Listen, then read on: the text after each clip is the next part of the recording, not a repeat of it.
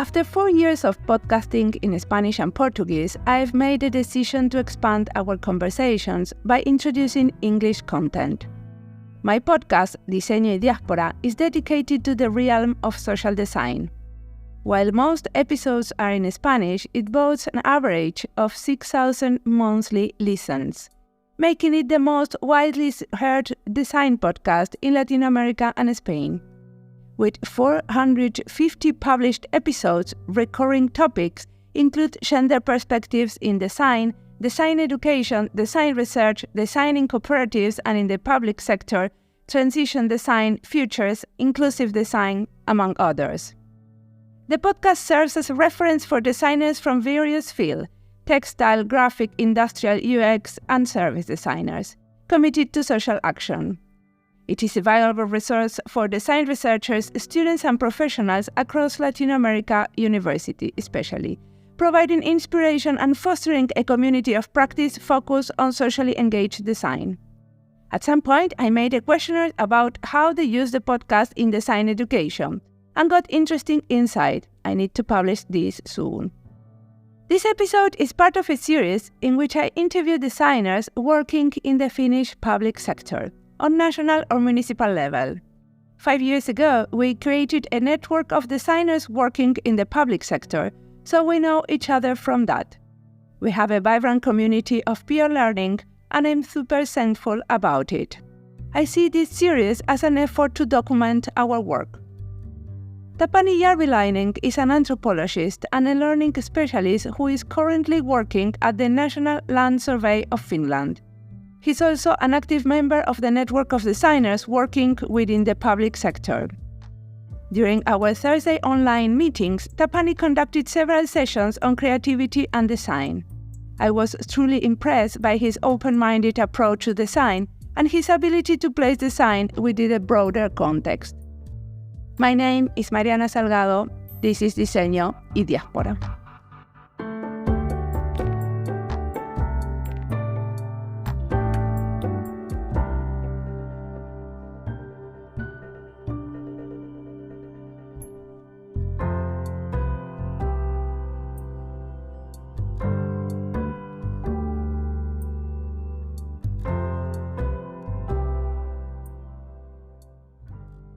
My name is Tapani Järveläinen and I work in National Land Survey of Finland in IT sector. And do you consider yourself a designer? Yes, sometimes very much, sometimes not so much. I've made UX designing and illustrations and customer patch, but also very technical things and not so design-minded things. But have you been participating in the creation of new services for the national land? Yes, I have been head of customer support service, and it's quite a good point to make that work. So, which type of service you have created, for example? Support services mainly, but I have during the years been working with many projects and there are different kind of services. But something that we wanted to discuss in this interview is mainly life design. Yes. What is life design for you? I think that life designing could be a way to understand better yourself and your customers. The main method for this is autoethnography, and it is a long time scaling about how the customer experience is forming and developing during the years.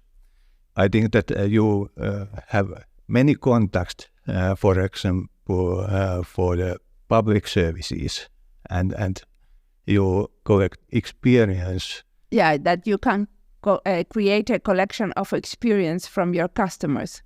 And you have an own collection of your own private experience. Yes, and so it's the same thing for everybody. And if you look only some contact points, you don't see the whole, because we have a whole history how we feel about, for example, public services and private services, and they form the expectations for the service point. And how do you design for that?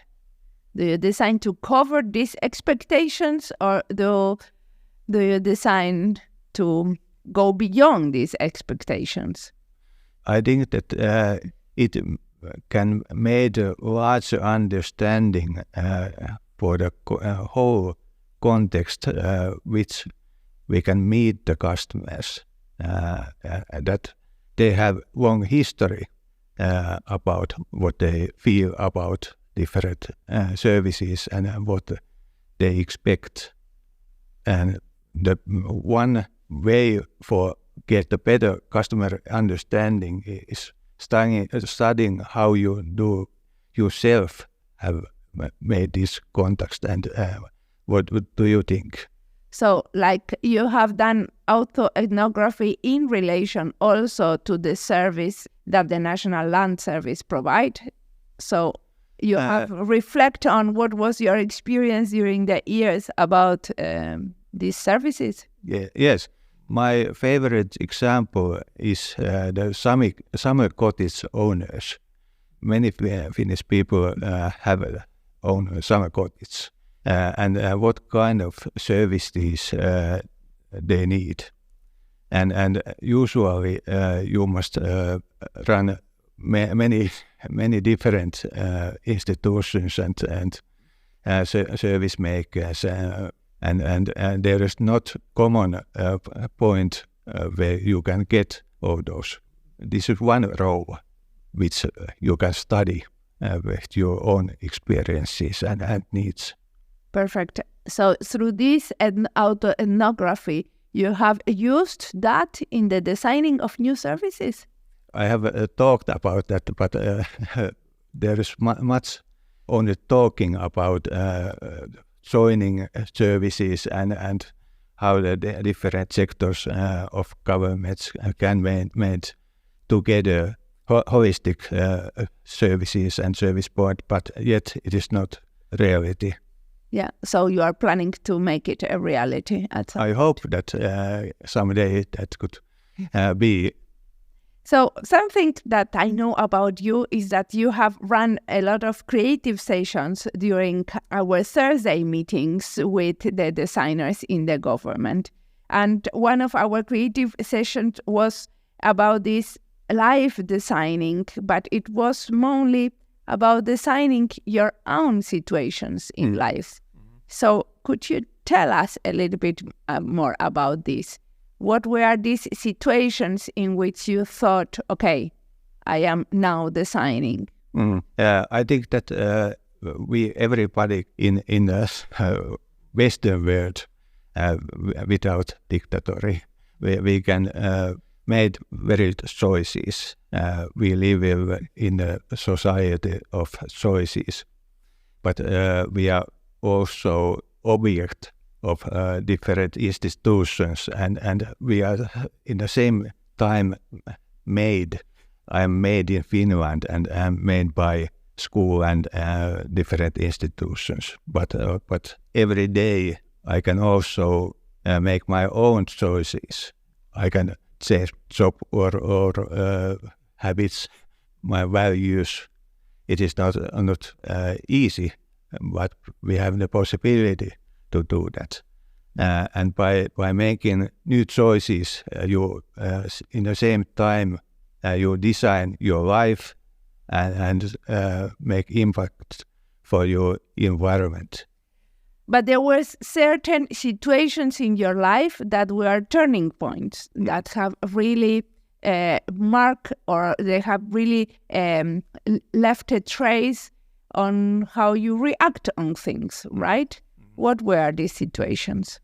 I think that in society and in individual life also, there is some kind of background evolution which is not so quick, but there are some situations, liminal times, which are more suitable for big choices. For example, when you change your job or get unemployment or divorce, or sometimes when you have big dramatic turns in your life, and then you can some kind of new starting point, and then you can make very creative moves also. How, for example? If you don't plan too much and take a look at different possibilities and jump some kind of to the new line which you don't know, then you can find something very new for yourself. So you have done type of brainstormings in which you really wrote out or open up different possibilities, because this is something that we designers, we do a lot, right? We are not very happy with the first choice, but we kind of draw many possibilities and then we evaluate which one of these or in which combinations they could be useful. Yes. Have you done something on this sort for thinking about your next life change? It can be brainstorming, but it's also making acts, not only thinking, but you must try and look and go to that different places where you have never been earlier, meet new people and try new things and so on. Definitely. And the new context and the new people, they brought new ideas into what were the possible perspectives. Of course. It is like new networking in your brains and your social network and your environment. It's like a ecological big change. Definitely, yes. But it's not very easy to go out of your bubble, right? That we might tend to change the network, but still being inside our own type of sort of people that we normally are surrounded by. Mm-hmm. Mm-hmm. I think that it's said that in Finland, very same kind of mode of thinking and same kind of background, and you must change within these limits. But there is pockets which are different, and you can search these places. For example, I was in 1990s with a citizen movement which founded Skill House of Sörnäinen, and it was an experiment with one industrial complex, one old and lost industrial sector, and we made there an experiment with artists and citizen activists with finding new work, and it was very interesting. There is many people which were searching something new for their life, and we together with the artists tried cooperation, such kind of things. So it was an experiment, and did people find some new jobs? Some find, some not. But it was part of my history. Yeah. Did you find a new job, or did you turn or change your job out of that experiment? I think that it was a stepping stone for me, or jumping stone, which lead to other stone, and then I jumped to other stone and so on. One of your latest stone was to do a training on coaching. Mm-hmm. How do you find this coaching, how does it relate to design? I was in a support service management. I sometimes feel that people don't like advices. Definitely not. Yes. And teenagers less than everyone else. Yes. And then I think that don't give advices, only ask. Yeah. And this is coaching. So coaching is not giving advices, but asking questions. Yes. So in that sense, would you say that this is a way of co-designing, is a way of finding together a solution for a certain problem? Yes, absolutely. It is co-designing. What do you think the next jumping stone will be? Now that you have been trained lately in this work culture, as a work culture, right? It is one line to work for the future and perhaps find new good questions, and we will see what it is. But also when I will retire, I will take more time to art and biological studies and studying nature. Yes. But what kind of nature studies have you done? I'm entomologist. I'm interested mainly pollinating insects and webs of different pollinating ecosystems, and it has many interesting.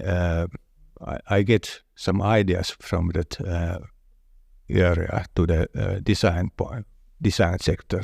Like which ones? No, networking. It's common. How the insects and the ecosystems are networking and how people can network. And do you think we do it in a similar manner? There are some similarities, but it is also playing with ideas and how we can imitate the good practices of insects. And which are the good practices of insects in networking? For example, in bee societies, there are some percent of searchers who search new foraging places, and some percent is in the main canon pesä. Panel, no? No. In the nest. Nest, yes. But do you talk about nest when it's about bees? It's not panel. Okay. Some have nests. Yeah. A little or small, but I think that the innovators are like the searching ones in bee societies, and it's interesting how they message for the new good places to the ones who like to be in homes, and in the same time in networking, which is not very easy. Some people are good for it and make new social groups and meditate new information for the ones who stay in home. Yeah, so there is a lot about how bees communicate that we could learn. Tell them about the new possibilities.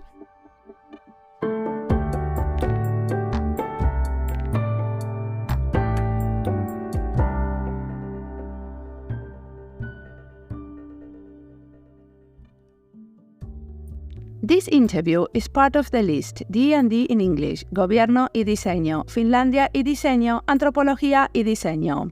The list can be found in Spotify, YouTube, and our website. I made a list with all the episodes in English. This is D&D in English. If you are not a Spanish or Portuguese speaker, you might be interested to explore that list. I already have more than 10 episodes as part of that list. Up until now, this podcast has been a labor of love, something I did in my spare time. I juggle it alongside my full-time job at the Ministry of Interior, where I worked as a service designer. However, I've recently made a big decision. I've decided to revive my own company and venture into research and design from there. This allows me to allocate a portion of my workday to the podcast. I'm excited about this decision, but it comes with a touch of apprehension. Fortunately, I currently have enough invitations to do keynotes, workshops, and courses to sustain myself for a while. Only time will tell how this change pans out in the long run. When I decided to create this series focused on the Finnish public sector, it was a way for me to beat far away for the professional context I have been part for more than 6 years. Simultaneously, I wanted to shed light on what's happening here in Finland and share it with a wider audience. Now let's come back to the conversation with Tapani, that he has a lot more to tell about his interests and work.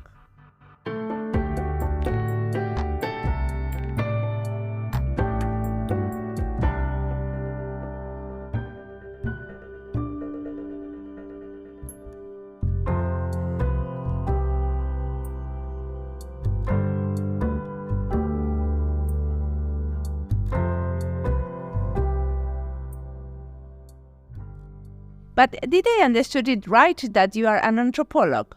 Yes, I have a background. In anthropology? Yes, in anthropology. Yes. And what brought you to design? I remembered that we have a project which this is about moving technology to the second world and how we made that. And there was a role play in which we have different roles, and we chased them and discussed what are the differences, why it's so difficult to move technology, for example, from Finland to Kenya or some different country, and there was many much questions which are about design the service and technology for the other place, and how we can participate the local people for that common project. And this project was done for who? What was the organization you were working at that moment? It was my university times. And there was some people who were really working with these projects, and we were students which participated that conversation. But I didn't understood what is the connection with design. Did you have some designers in this project, or did you use some design methods, or how was the? Because my question was like, how did you arrive to design? This was one project which I remember that changes quite a bit my own thinking about how do you make services when you made them for a very different context. Yes. And there was many discussion about how you do these services and what kind of technology you can move. It's about tech and logic, and the logic is about how you design the message and values the whole community which take that tech within their life. Okay, and for many years now, you have been a super active member of the service designer in the government. What do you think this network brings to you? It has been very inspiring network, many active and thoughtful people. I have been very happy to have a chance to be with that network. And there is always every week we have a morning cafe, and it's one of the best moments in a week. Nice to know about that. And what do you think the service designers in the government we could do better in the future?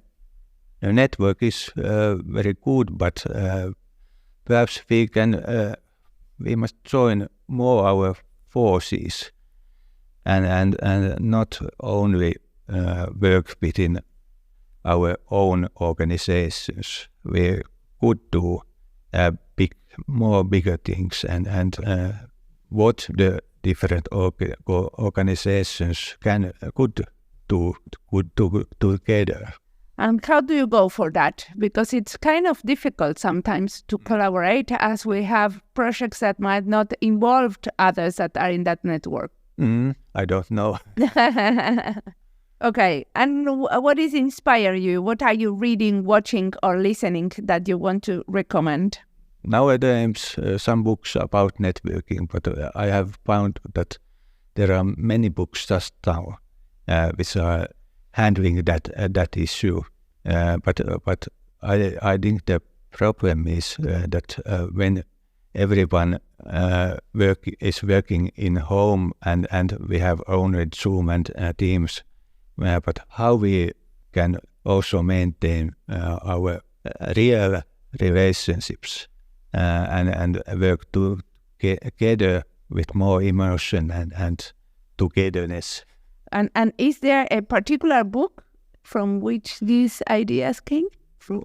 I don't remember his name. Okay. Because you have lately recommended something, but I don't remember which was. Yes. I don't.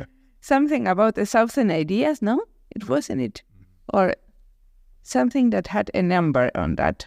I have found some other same kind of books also. But what we need to change in our way of network that you think that? Because you have been talking about like try new places, meet new people, and then about the bees and how them themselves, they network. What is about the networking that we are not doing right? One of the things is that we are too much networking online, right? That you think that it could be better to have more networking face-to-face. Did I understand it right? Yes, I think that it's more deep way to get involved by face-to-face. And now I am studying how the public spaces can meditate that more. And I would like to make more experiments like staying in cafes with a paper which says that talk with me. Nice. Or you can do the hug experiments. Have you seen these ones in which you have a sign saying that you can hug me? Yes. Nice. But that could be interesting. Well, I think especially in cafes it's interesting because mostly people they don't. In Finland people they don't talk to strangers. Yes, that was a book. Something about talking to strangers. Yes. I don't remember, but I remember that it was about talking to a stranger. Yes, but I don't remember that name just now. I will look at that. What we should know about the people we don't know? It's asking this Malcolm Gladwell. The common question could be that why do you don't speak to other people or strange people? Why you are scared? Are you scared? Yes, a little bit. I speak a lot with strangers. Yes. But I come from a culture that we speak more to a stranger in the street. And yes. Yeah. In my childhood, my mother warned me that I don't speak to strangers. They can kidnap you, but now I'm big and it's not so easy to kidnap. But are you afraid of talking to strangers? Yeah, you don't talk to taxi drivers, for example. Sometimes I talk, but it depends on the situation. Or to I don't know, or to other. I talked to other parents in a parents meeting. I think that it depends about the context. Yeah. It could be a public place, place where people are coming together to see something, and there is a common interest. If you in a night in a wood say something to a woman, that I'm hey, can you talk to me? Yeah, then it's different. Yeah. Yes. Well, in general here, for example, I have seen that it happens a lot that males, they might not talk to me. And then it has happened even in a parent meeting that I was trying to get in touch with the father of a kid that is a good friend of my kid. And he couldn't, he could reply me with monosyllables. And then my husband comes, and then it's like, blah, blah, blah, and I am like, come on. Like, I was trying to talk to you with half an hour. I'm trying to start a conversation because your kid is a very good friend. I am not hitting on you in this situation. Yes. I'm not trying to flirt. I am just starting a conversation because we are in the same parent meeting. But this happens here very often. Okay. I think that it's easier with a dog. We have a habit to ask what is the type of the dog and have a small conversation, but you can't discuss with the trains about more deeper issues. But it starts with the pedigree of the dog, and then you can go into... Perhaps. Yeah. Well, I think the dogs and the kids, they work more or less the same, right? Like you normally in the playground, you talk with others. Yeah, but we need more of this situation in which we talk with the strangers. That's the point. Yes.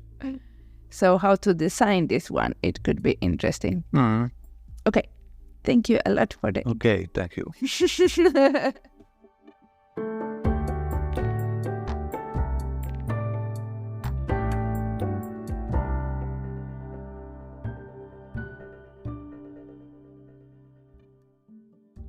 I also want to mention that even though I'm not working as full-time service designer, I'm still involved in designing the services related to this podcast. This podcast exists within a larger ecosystem of related activities, including maintaining and updating a bibliography on social design with academic and artistic resources in various formats, participating in international design conferences, editing books, establishing a network of design podcasters, collaborating with design researchers to create series and produce content for educational purposes, organizing independent events and educational experiments, researching the use of podcasts in design education, including writing academic articles, offering workshops on using podcasts in education for teachers and as a tool in design research, continuously updating our website where episodes are available on open access. As always, the music of this podcast is by Antonio Zimmerman, sound design is by Julian Pereira. This podcast is published with Creative Commons license with attributions. This podcast has been recorded in Helsinki Open Waves, an audio studio in Caisa Cultural Center, part of Helsinki City. Caisa is a cultural center that promotes the development of Helsinki into a diverse city by means of the arts and culture. This was Diseño y Diáspora. You can follow us on social media channels in YouTube, Instagram, or Twitter, or visit our website. Remember to recommend us and recommend our books. Stay tuned for more. We've got lots in store. Till next time, goodbye and design some more.